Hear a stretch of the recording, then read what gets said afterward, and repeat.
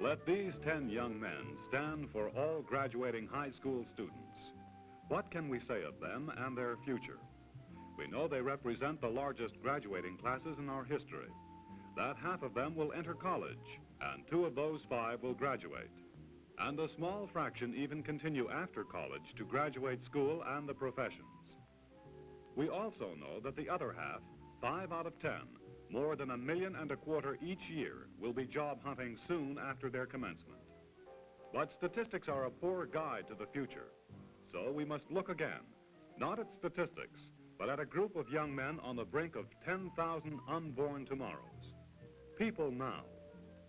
Farmer, physicist, factory worker, doctor, lawyer, mechanic, teacher, house painter, businessman, executive. No one knows, of course, not for sure. Yet some students here and across the country may have glimpsed their future and planted 1 foot in tomorrow. This is the story we have called Training for Tomorrow.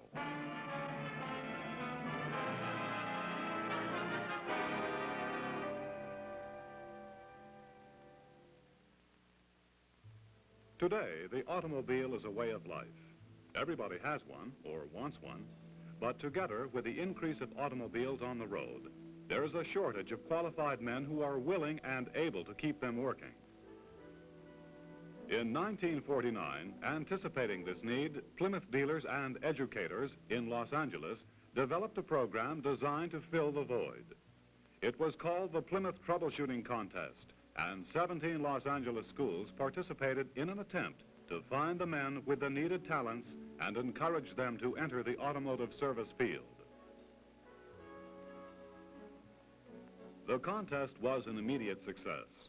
Local dealers were soon able to find and hire capable young mechanics. Industrial and vocational students enjoyed the competition and the prizes, and were encouraged to realize their potential in this vital occupation.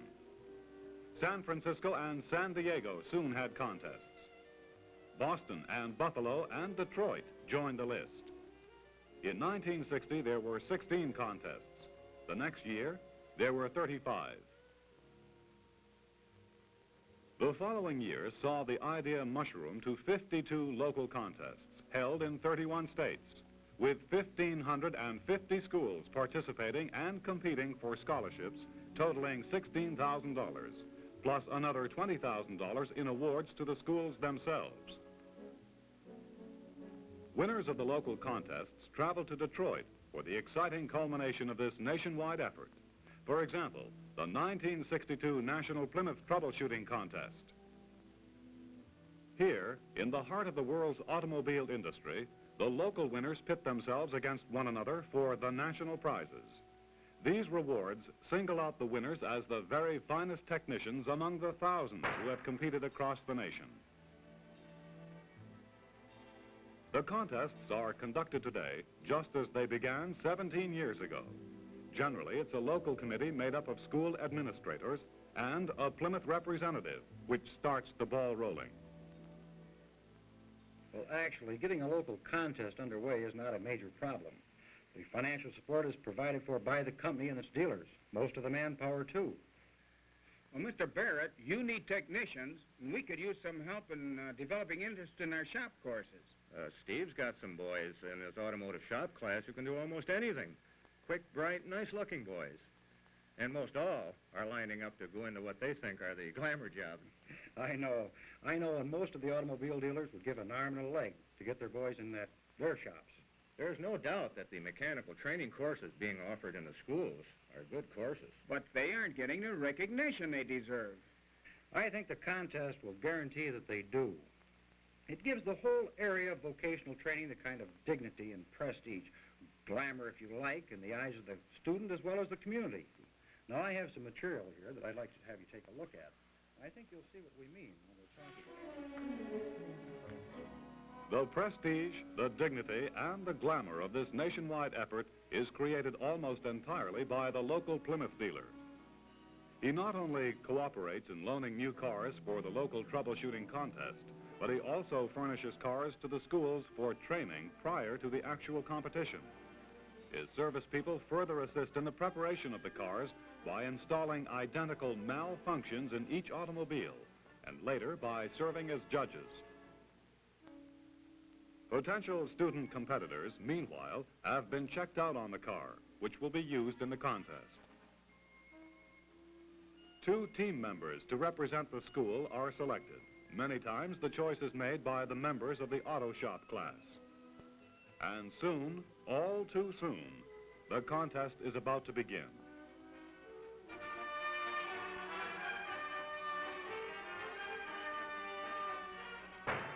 Once the starting gun has been fired, the contestants are on their own.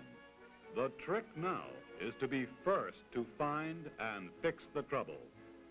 Each team is assigned a judge, usually a service manager or employee of the sponsoring Plymouth dealer. The judges have parts to replace the sabotaged ones, but you have to identify and ask for them.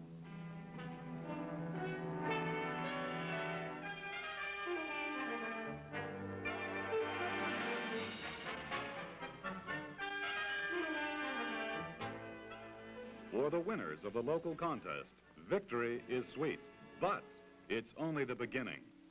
Ahead is the stiff competition in the national contest. Each member of the winning regional team and its instructor receives a 3-day, all-expense-paid trip to Detroit and the opportunity to share in $16,000 worth of scholarships, $20,000 in engines, transmissions, and tools for the schools of the winning teams. The day that seems so far away is here. Assembled are the nation's finest student mechanics. They've got the trophies and prizes to prove it. But now, how good are they when placed alongside other winners from across the United States? That's why the national contest is held, to find out.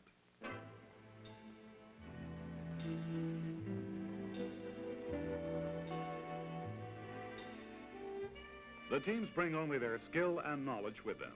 All the tools and instruments necessary to find, diagnose, and repair the malfunctions are furnished by the Chrysler Plymouth Division, and a complete set of new tools are theirs to take home, win, lose, or draw.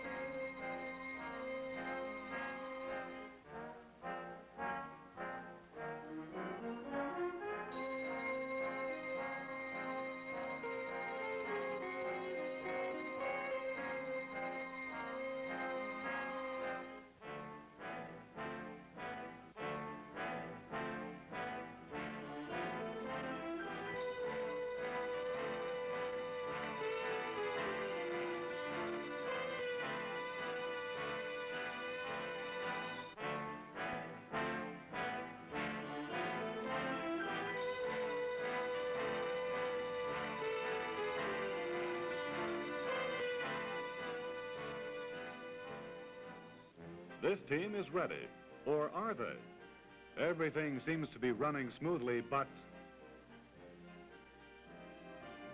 the final test comes when the judges inspect the automobiles.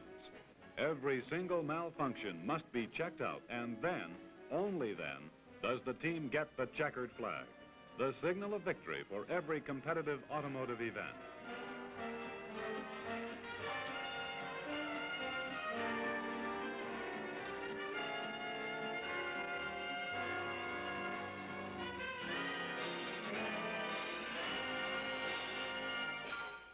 For most, participation in the contest has led to a solid future.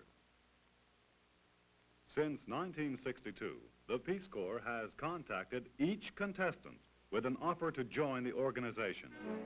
Mike Chafin was a national finalist who volunteered and was accepted. He spent 2 years with the Peace Corps in Brazil and was asked to extend his enlistment for an additional 6 months. Bill Adams of Compton, California, used his scholarship money to complete college. He's a teacher of automotive shop in California. Jim Lee's experience in the troubleshooting contest made him a natural for his present job as assistant service manager in a Plymouth dealership.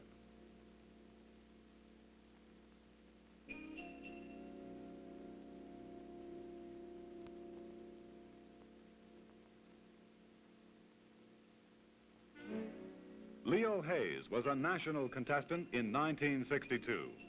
He has made his career with Chrysler Corporation, interrupted only for military service. Leo is now a claims adjuster for Chrysler Plymouth Division. Former contestant Al Hall is technical editor of Broad and Custom magazine. Also studies engineering at UCLA. These men are only a few examples. Some 65% of all troubleshooting finalists go into the auto servicing field. But all contestants are equally important to the Plymouth dealers who, through their local sponsorship of the contest, are encouraging the pursuit of skill and excellence among high school students who find reward in the field of automotive technology. The Plymouth Troubleshooting Contest offers great opportunity for educators and students who are seeking a better means of training for tomorrow.